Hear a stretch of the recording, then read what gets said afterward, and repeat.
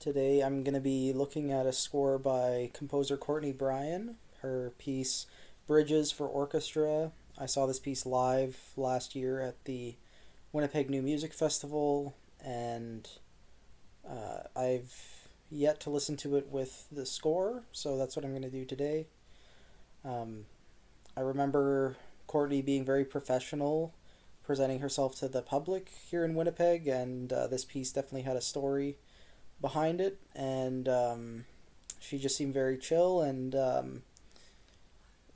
straightforward, dealing with people and talking about her music. But admittedly, I don't remember a lot about the piece. I think it was pretty far into the festival at that point, and I was not really giving it my full attention. So now I can. Yeah, it's a commission for the Jacksonville Symphony and music director Courtney Lewis, and it was written in part of the Mary Carpatin Composer in Residence program. And the Jacksonville Symphony premiered it in 2019 at the Times Union Center for Performing Arts, Robert E. Jacoby Symphony Hall.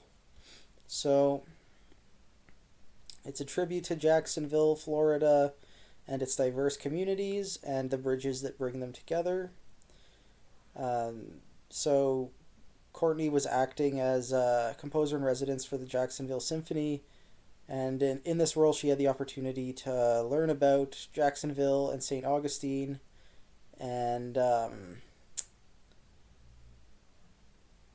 central inspiration for this piece, I remember her talking about this, came from visits to several schools in different neighborhoods of Jacksonville, and having young students improvise sound based on the sounds of their neighborhoods. I remember her talking about how Winnipeg is also a city of bridges, and I thought that was a funny parallel.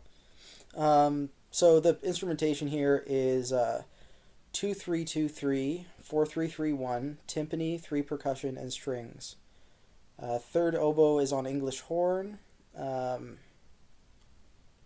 It says 2 clarinets with the third one doubling bass clarinet. So maybe there are 3 clarinets, and the third bassoon is on contrabassoon. Maybe okay, and there's piccolo. So scratch that. It's triple winds. Let's just say that, and every third wind player is on a auxiliary instrument. Simple enough. So the percussion players, let's see, it looks like the first one is on Glock, Belltree, snare, cymbal, tom, couple other cymbals and toms, and bass drum. This second percussion is on marimba, with along with whistle, bamboo chimes, cowbell, tempo blocks, and the third percussion is on tubular bells, small cymbal, mark tree, another cymbal, rain stick. So a lot of shared unpitched percussion elements, but also each percussionist has their own dedicated pitched percussion instrument.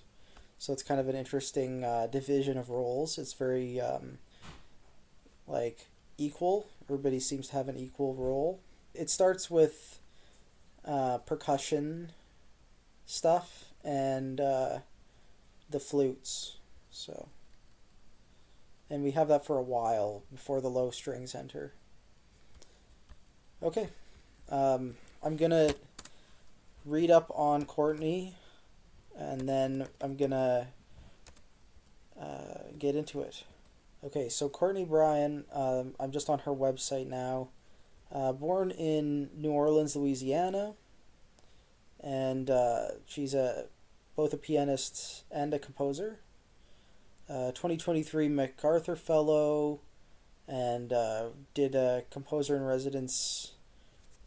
Well, she is currently composer in residence with the Philadelphia Opera, and seems like she's been climbing the ranks in these composer residencies. And let's see.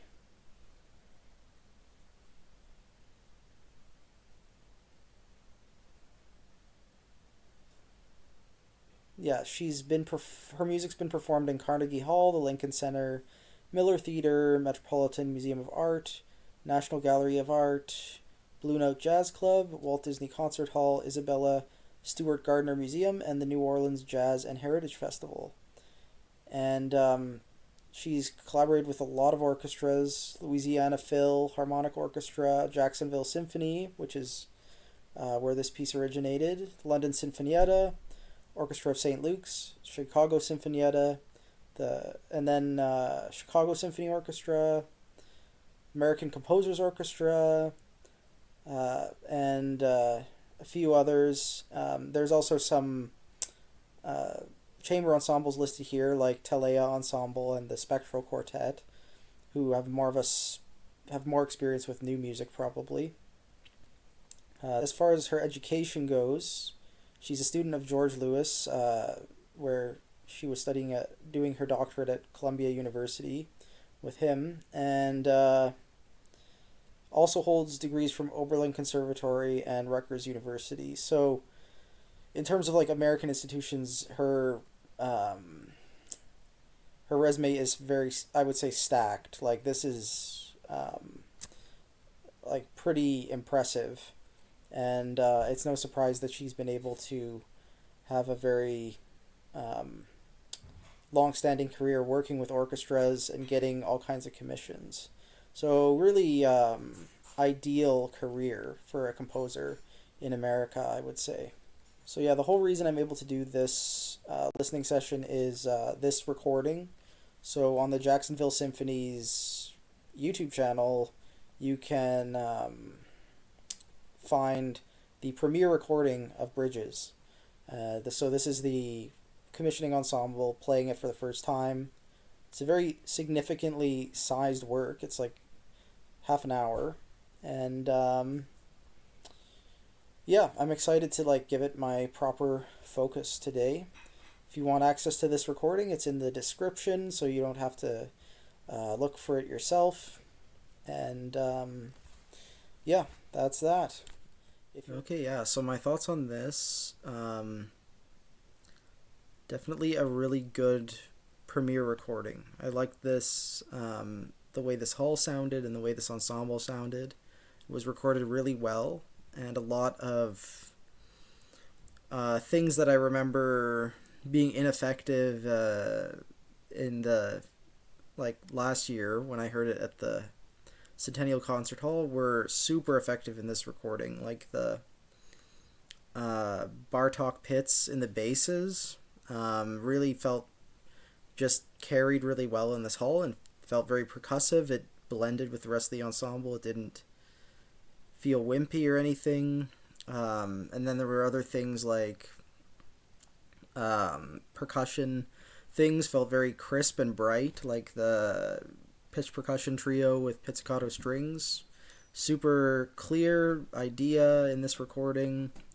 And there's like the cowbell plus woodblock moment. You can hear both sounds so clearly.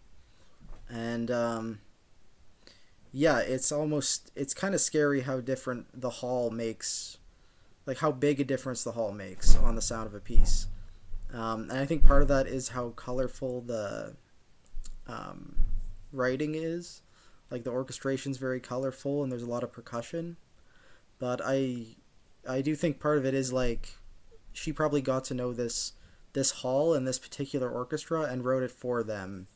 So Courtney probably just knew that this would sound the way it would sound in the premiere. Yeah,